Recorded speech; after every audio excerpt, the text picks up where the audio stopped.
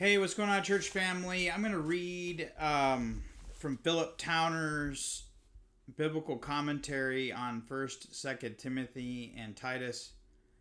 And I'm going to focus on tonight 1st Timothy chapter 4, verse 15.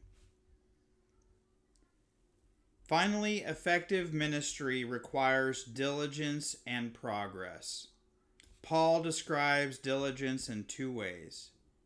Be diligent in these matters. Give yourself wholly to them. In the Greek, Paul or in the pastoral epistles, the word that's used is Meletaó, which means to take care of, to practice, to study, to meditate. And it means more than that. It means to painfully and carefully consider and put into diligent practice.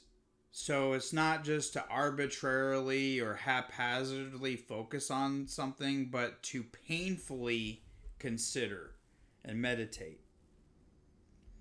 He's referring to the pattern of lifestyle and ministry just outlined. The first verb means to practice with all due diligence and carries similar connotations to the training metaphor seen in 1 Timothy chapter 4 verse 7.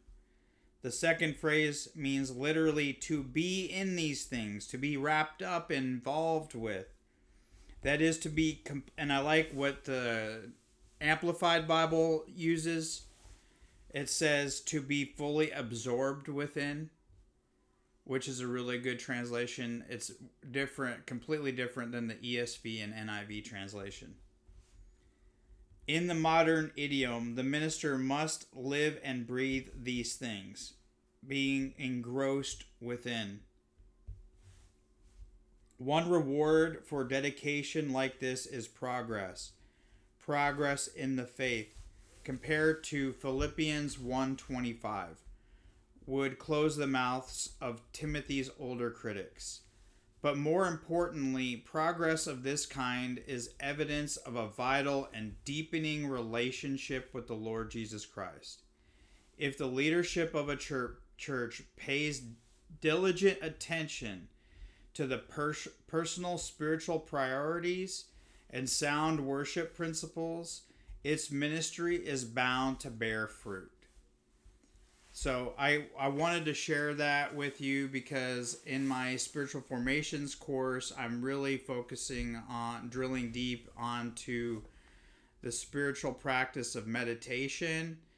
And this is one of the usages of Meletaó in the Greek. It's used in 1 Timothy chapter 4 verse 15 and it's used in Acts chapter 4 verse 25. So thank you for letting me share a couple thoughts on Philip Towner's commentary and on 1 Timothy chapter 4 verse 15. Thank you so much and have a good week.